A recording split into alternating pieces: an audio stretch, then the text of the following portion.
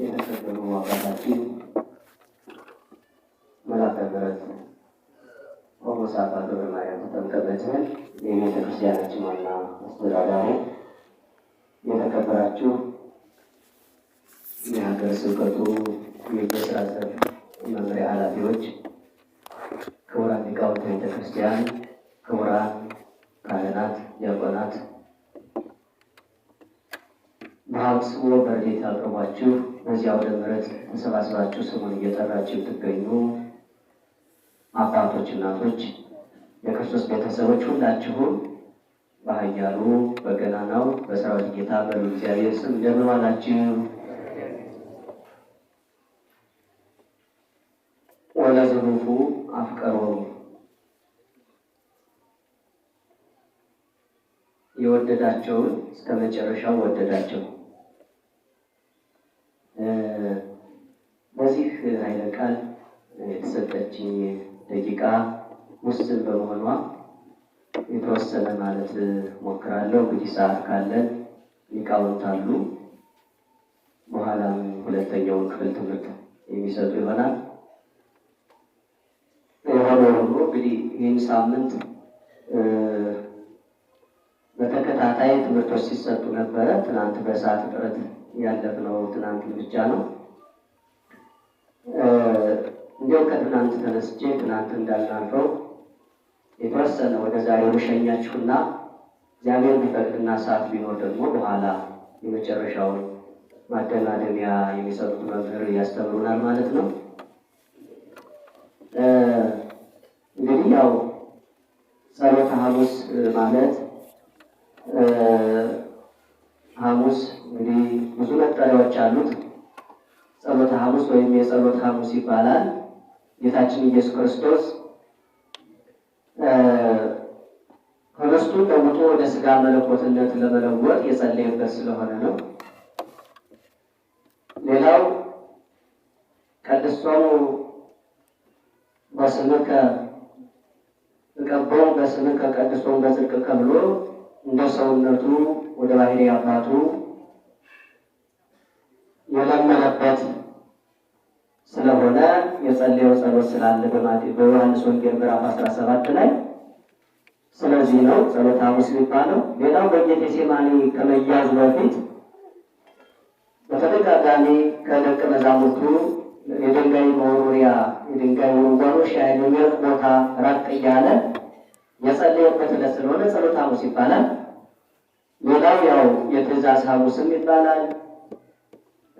የደቀ መዛሙርቱን እግር አጥቦ አንትሙኒ ግበሩ ለቢጽክሙ፣ እንዲሁ እናንተ ለደቀ መዛሙርቶቻችሁ ወይም ለጓደኞቻችሁ እንዲሁ አድርጉ ብሎ ያዘዘበት ቀን ስለሆነ የትእዛዝ ሐሙስ ይባላል። እንዲሁም ሥጋውን ኅብስቱን ለውጦ ሥጋ መለኮት ወይም ለውጦ ደመ መለኮት አድርጎ ከሰጣቸው በኋላ ከመዙ ግበሩ ተዝካሬ፣ እንዲሁ መታሰቢያን እንዲሁ አድርጎ ብሎ ስላዘዛቸው የትእዛዝ ሐሙስ ይባላል።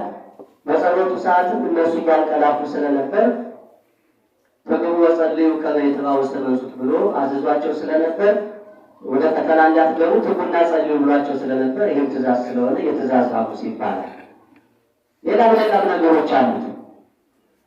እንዲህ ካደረገ በኋላ ጌታችን ኢየሱስ ክርስቶስ እንዲያው ትንሽ ነጥብ ተናግሬ ልረፍ ብዬ ነው። ፋሲካ ነው። አይሁድ ሲመክሩ ይሁዳ ሊያስይዝ ክርስቶስም ሲሄድ አይሁድ አንድ ሲመክሩ በሊቀ ካህናቱ ቤት ተሰባስበው ሲመክሩ አንድ ያሉት ነገር ነበር።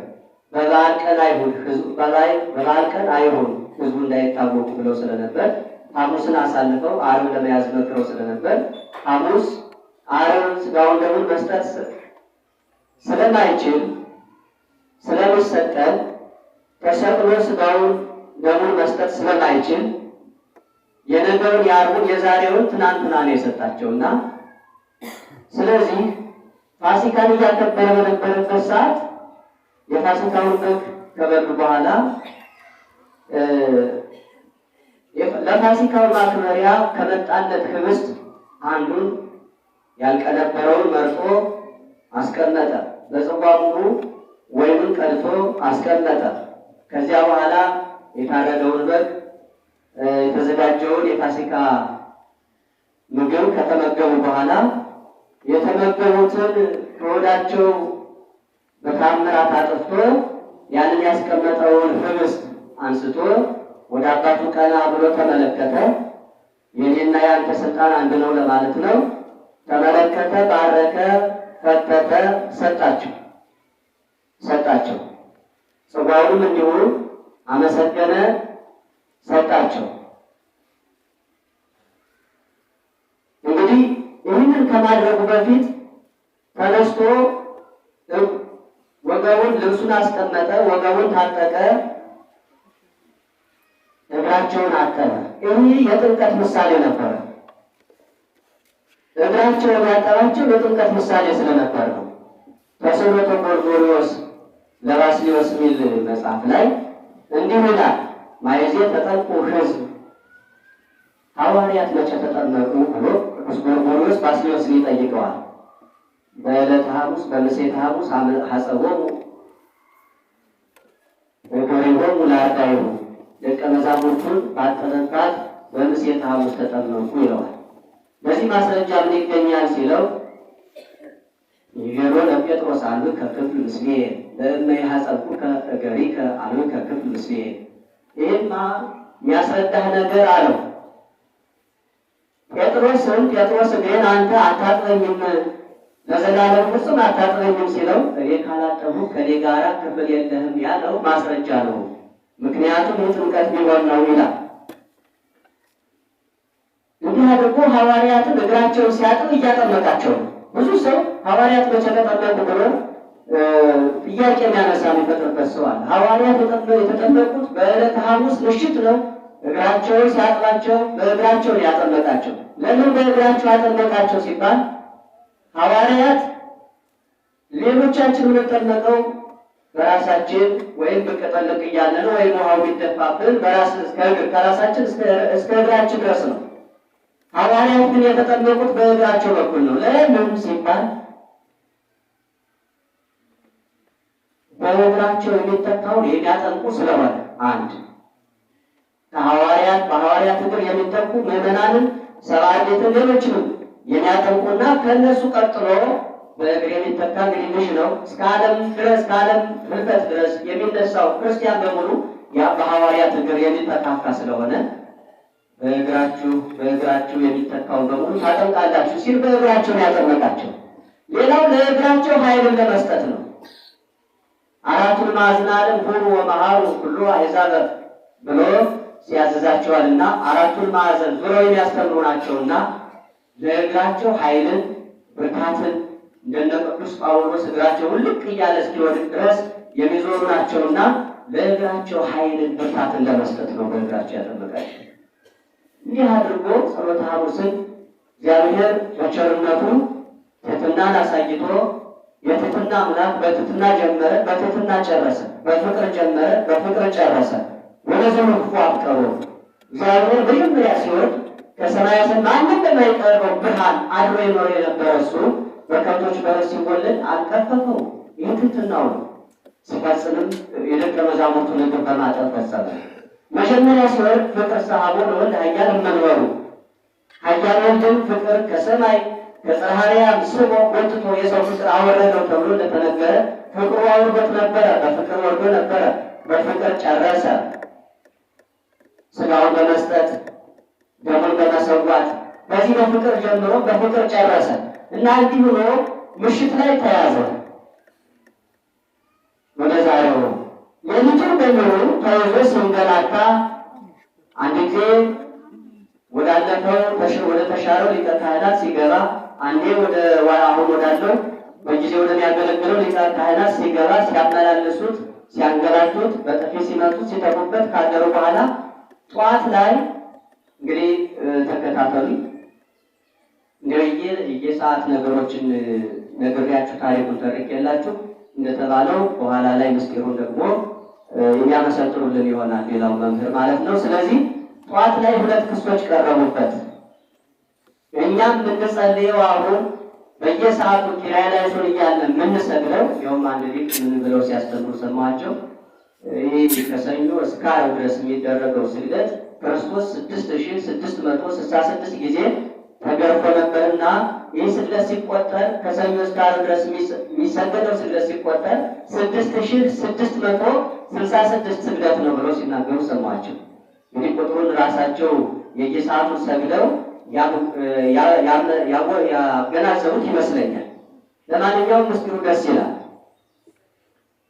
በየሰዓቱ የምንጸልየው በየሰዓቱ እግዚኦ መሐረነ ክርስቶስ እያልን አቡነ ዘበሰማያት እያልን ለከ ኃይል ለአምላክ ይደሉ እያልን የምንሰግደው ስግደት በጠዋት ምን ስለተደረገ ነው? በ3 ሰዓት እንሰግዳለን፣ በ6 ሰዓት እንሰግዳለን፣ በ9 ሰዓት እንሰግዳለን፣ በ11 ሰዓት እንሰግዳለን። እንዲሁም ነዋማለን የፈቀደ ሌሊት አለ። 7 ሰዓት አሉ፣ ሰዓታት አሉ። በእነዚህ እንሰግዳለን። በዚህ ሰዓት ምንድን ነው የተባለ ቢባል መሰረቱ እዚህ ላይ ነው። እንደነገርኳችሁ ከምሽቱ 3 ሰዓት ተያዘ። ከምሽቱ 3 ሰዓት ተያዘ፣ በይሁዳ ተያዘ። እንግዲህ ዝርዝር ነገር ውስጥ እንዳልገባ ሰዓት ስለሌለ ነው። ሌሊቱን በሙሉ ሲሰቃይ አደረ። ጠዋት ላይ ክሱ ጀመረ።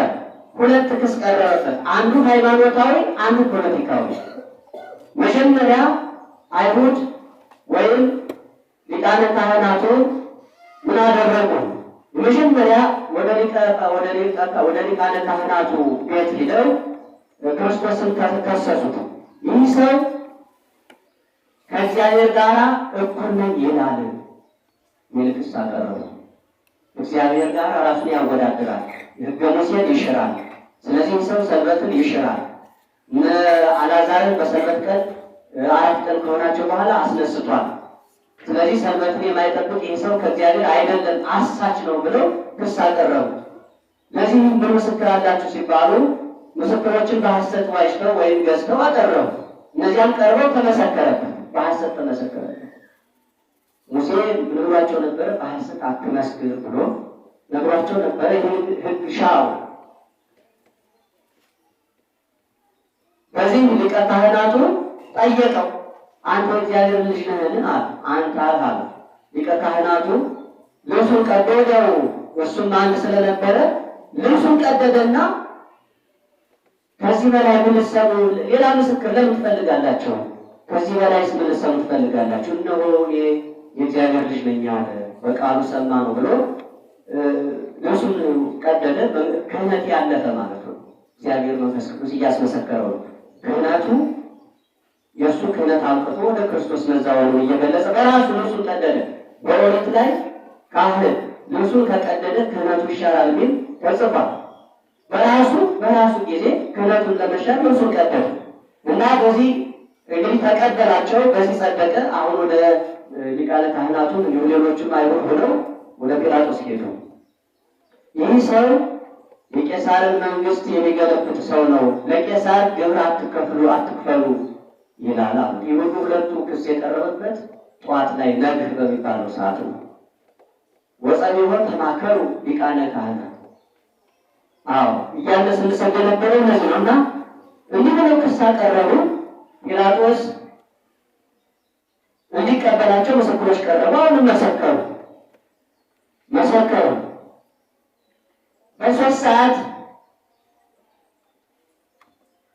በሶስት ሰዓት ጲላጦስ ገረፈውና ስቀሉት። እኔ እንግዲህ ከዚህ ሰው ደም ንጹሕ ነኝ ብሎ ስቀሉት ብሎ አሳልፎ ሰጣቸው። ስቀለው እያሉ ጩኸታቸው ሲበዛ ነገሩ አስፈራውና ወደ ፖለቲካም እያጠጋጉ ሲወነጅሉት ይህ ነገር ወደ ሌላ ሊያሳቅሉኝ ነው ብሎ አሳልፎ ሰጣቸው። እንደምታችሁ አድርጉ፣ እኔ ከዚህ ሰው ደም ንጹሕ ነኝ፣ ስመርምሬው ምንም ነገር ያገኘሁበት ነገር የለም፣ የመሰከራችሁትን ምስክር የሚያሸልም እንጂ የሚያስገድል አይደለም። ካልሆነ በርባን የሚባል ሽፍታ አለ፣ እሱን ልስቀልላችሁ ኢየሱስን ልፍታላችሁ፣ ወይስ በርባንን ፈትቼ ኢየሱስን ልስቀልላችኋል? በርባንን ፍታልን፣ ኢየሱስን ስቀልልን አሉ።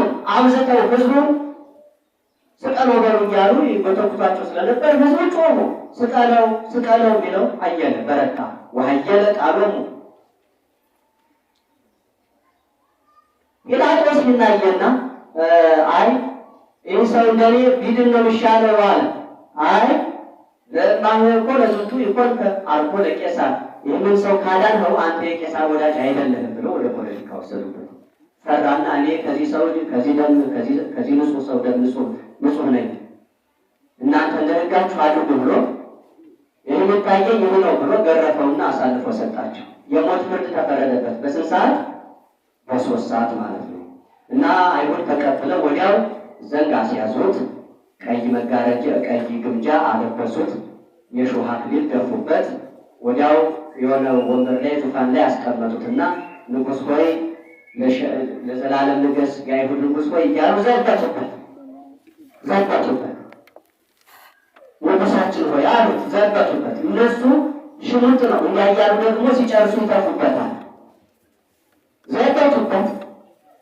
ይችላል እግዚአብሔር ተነስቶ አዎ ንጉሳችሁ ነው ብሎ በቅጽበት ከምድረ ገጽ ማጥፋት ይችላል። ትዕግስቱ እዚህ ላይ ተመልከቱ። ዝም ብሎ ተዘበተበት። ዝም ብሎ የተቀበለው አይሁድ 5500 ዘመን አጋንንት ሲዘብቱበት በመንጻተ ላይ ወድቀው ሲረግጡት ኑሯልና ያንን ለመካስ ያንን ለመክፈል በዚያ ቤዛ ለመሆን መጥቷልና ሲዘበትበት ዝም አለ። ተቀበለ። በትዕግስት እየቻለ ተቀበለ። ከዚህ በኋላ ጨርሰው ከተዘባበቱበት በኋላ በዘንግ ራሱን መላልሰው ከመቱት በኋላ መስቀሉን አሸክመው ወደ ቀራንዮ ጎልጎታ ወደምትባል ቦታ እየገፉ እያጋፉ 14 ጊዜ ወድቆ ተነሳ። በልቡ ሲወድቅ መስቀሉ በጀርባው ሲወድቅ በኋላ በፊት ያሉት ወደኋላ ምን ይቻለናል አትንደርደር እንጂ ብለው ወደኋላ ሲገፈቱት ወደኋላ ሲወድቅ መስቀሉ በልቡ ላይ እየሆነ 14 ምዕራፍ ይባላል። ለኢየሩሳሌም የሄዳችሁ ሰዎች ታውቁታላችሁ። 14 ጊዜ የወደቀበት ነው ክርስቶስ። የእሱ ውድቀት እኛን እንዲያነሳን ፈቃድ ይሆንልን። ብዙዎቻችን ወድቀናልና እግዚአብሔር በቸርነቱ ያንሳል። እሱ ወደቀው የተነሳው እኛን ለማንሳት ነበረ። እኛ ግን ወደቅን ቀረን። ክርስቲያኖች እግዚአብሔር የምንነሳበትን መልካም ፈቃድ ያድለን እና በ6 ሰዓት ወስደው ሰቀሉት። በ3 ሰዓት ምንን አደረጉበት? በ6 ሰዓት ወስደው በ5 ችንካር እግሮቹን እጆቹን ቸንክረው ቅድም በ3 ችንካር አለ ይታረቃል። እዚህ ግብረ ሕማማት በ3 ችንካር 5 ችንካር የሚባለው አንድን ብሱል ሲያዩ ብዙ ነገሮች አሉ። ተወስቶ ልለፈው ሌላ ጊዜ ይሆናል። በ5 ችንካር ቸንክረው አንስተው መስቀሉን አቆሙት። መስቀሉን የተከሉት በአዳም ጭንቅላት ላይ ነው። ጎልጎታ ማለት የራስ ቅል ማለት ነው።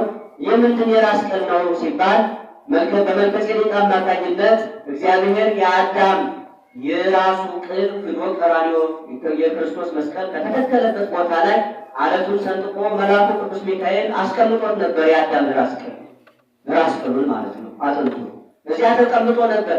የክርስቶስ መስቀል የተተከለው የቆመው እዚያ አዳም ጭንቅላት ላይ ነው።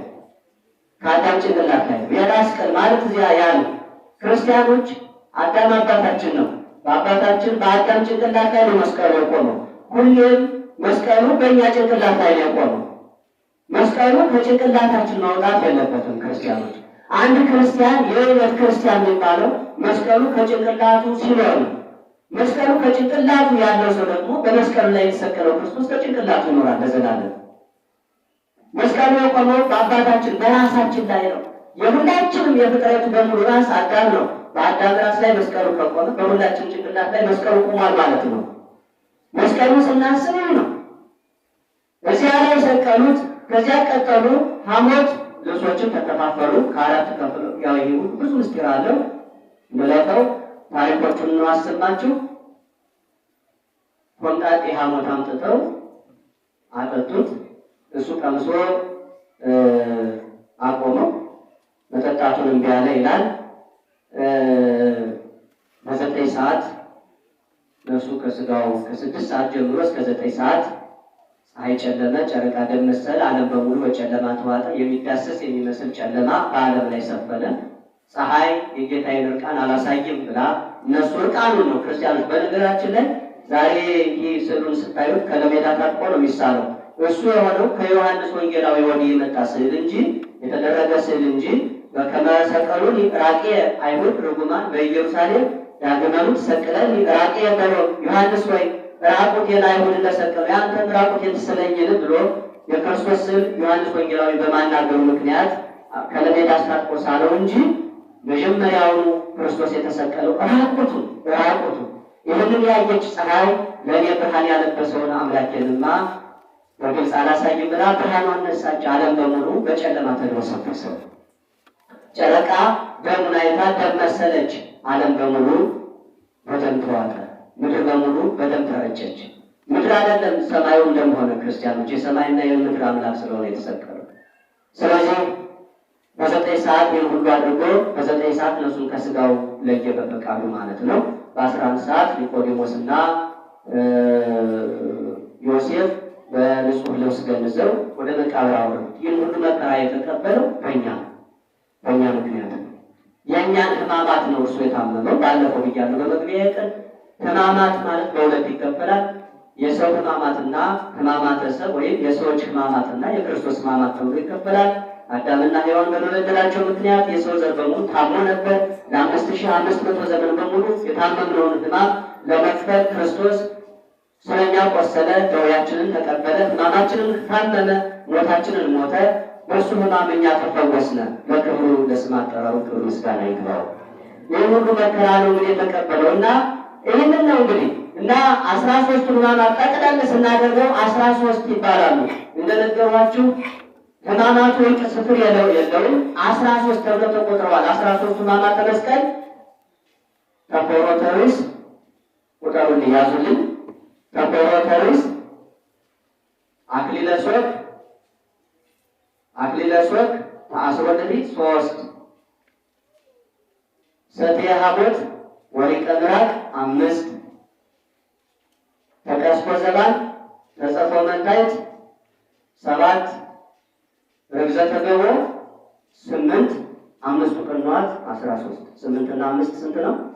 13 ማለት ነው። 13ቱን ሕማማተ መስቀል ተቀበለ።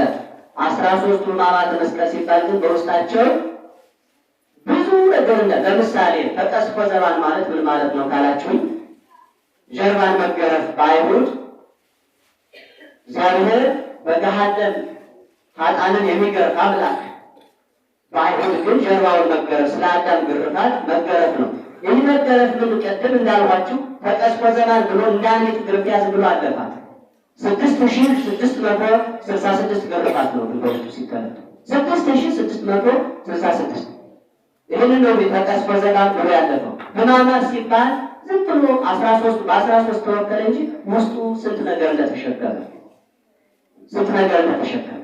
ተቆሮተ ርእስ ሲባል 73 ያው አክሊለ ሦክ ይባላል እንጂ አክሊለ ሦክ ማለት የሾህ አክሊል ነው አይደለም። ሾህ ግን ብዙ ሊቃውንት እንደሚናገሩት 73 ረጃጅም ብረቶች መውጊያ ብረቶች አሉት። የብረት ዘውድ ነው የሰሩለት ነው የሚባለው። ያንን ነው ጭንቅላቱ ላይ ለፍተው በዘንግ ሲመቱት የነበር። ጭንቅላቱ ላይ ያንን አድርገው በዘንግ ያንን ሲመቱት ወደ ውስጥ እየሰረሰረ ስጋውን ሲያደባ የነበረ ያ ነው እና አክሊለ ሦክ ሲባል ዝም ብሎ አይደል 73 ጊዜ ናላውን የወጋ አክሊል ነው የደፉበት። ወሪቀ ምራቅ ሲባል እንደዚህ በተመሳሳይ ነው። መጀመሪያ ይዘው በሊቀ ካህናቱ ፊት ምራቃቸውን ተፉበት ይላል። ጸፎ መንታይቶ ፊቱን በጥፊ መተው አንድ አገልጋይ ይላል።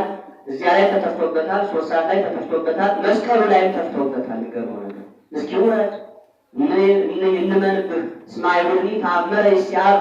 አይሁድ ምልክት ፈላጊዎች ናቸውና የሚገርም እኮ ነው። ፀሐይ ጨልሞ እያዩ ያላመኑት እስኪ ውረድ በል ኖር እንግዲያ እውነት አምላክ ሆን ሌላውን ያድናል ራሱን ግን ማዳን አይችልም እያሉ ይዘብቱበት ነበረ። ያ ብቻ አይደለም ትፍ እያሉ የተፉበት ነበረ።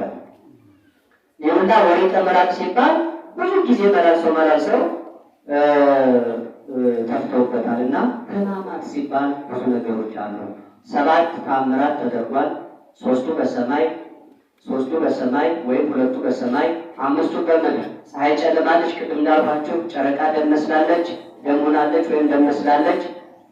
የቤተ መቅደሱ መጋረጃ ከ3 ወይም ከ2 ተቀዷል። መሬት ተናውጣለች፣ አለቶች ተሰነጣጥቀዋል፣ መቃብራት ተከፍተዋል፣ መቃብሮች ተከፍተዋል። ከ500 ሕግ ከ600 ዝቅ የሚሉ ይሄ ማለት ምን ማለት መሰላችሁ? 550 ማለት ነው። ይሄ ደግሞ 5500 ዘመን የተዘጋው ገነት የመከፈቱ ምሳሌ ነው እና 550 ያህል ሙታን ተነስተው በመስቀሉ ስር ተነስተው አመስግነዋል፣ ታይተዋል። ይህ ታምራት ነው። እንግዲህ ተመልከቱ። የቤተ መቅደሱ መጋረጃ ከሁለት ተቀደደ ማለት በእግዚአብሔርና በእናንተ በእኛ መካከል የነበረው መጋረጃ መርገም የአዳምና የሔዋን ጥንተ አብሶ የነበረው ከዓለም ፍጥረት እስከዛሬ ድረስ የመጣው ያ መርገም መጋረጃ ሆኖ ገነቱን ዘግቶብን የነበረው ገጸ እግዚአብሔር እንዳናይ ከልክሎን የነበረው ነገር በክርስቶስ ደም ተቀደደ። እግዚአብሔር ይቅደድልን። አሁን ተቀደደ ነው ዋናው። መጋረጃው ተቀደደ ማለት ይሄ ነው። ሌላ ምንም ዝም ብሎ መጋረጃ አይደለም የምናወራው። የኃጢአት መጋረጃ በሙሉ ብትንትን ወጣ። በምን? በክርስቶስ ሥጋ ሲቆረስ፣ የክርስቶስ ሥጋ ሲቆረስ መርገም በሙሉ ተቆረሰ፣ ተቆራረሰ፣ ተበታተነ። መጋረጃው ተቀደደ። ዓለቶች ተሰነጠቁ ማለት መርገመ ሥጋ መርገመ ነፍስ አለፈ፣ ጠፋ ማለት ነው እና ምድር ተናወጠች። ሁሉ ምስጢር አለው። በነገራችን ላይ እንደው እያንዳንዱ ነገሮች ከገባን ያው እንደነገሯችሁ ነው። ሰዓት ያልቋል። ስለዚህ በ7 ተአምራት ተደርገዋል። 7 ንግግሮች ተደርገዋል። በመስቀል ላይ 7 ንግግሮች ተደርገዋል። ኤሎሄ ኤሎሄ ላማ ሰበቅታኒ፣ አምላኬ አምላኬ ለምን ተውኸኝ፣ ዮም ትሄድ ምስሌ ውስተ ገነት፣ እነሆ ወልድኪ ነያልከ፣ እነሆ ልጅሽ፣ እነሆ እናትህ፣ እነኋት እናትህ የሚለው ሰማይኩ ወይ የተፈጸመኩ ሁሉ አባ ማኅፀነ ነፍሴ ውስጥ የሚሉ እነዚህ 7 ንግግሮች በመስቀል ላይ ክርስቶስ ተናግሯል። ከምድር ወደ ከአይሁድ ደግሞ 7 ስድቦች ተሰድቧል። ክርስቶስ 7 የስድብ ንግግሮች ከምድር ተነግረዋል። ከመስቀል 7 ንግግሮች የምሕረት ንግግሮች ወደ ምድር እግዚአብሔር ተናግሯል። በ7 ተአምራቶች ተደርገዋል። 7 ፍጹም ድህነት እንደተደረገ ለመግለጽ ነው። ሌላ ምንም ምስጢር የለውም። ፍጹም ድህነት በሰማይም በምድርም ፍጹም ድህነት አደረገልን። ፍጹም ድህነትን ሰጠን።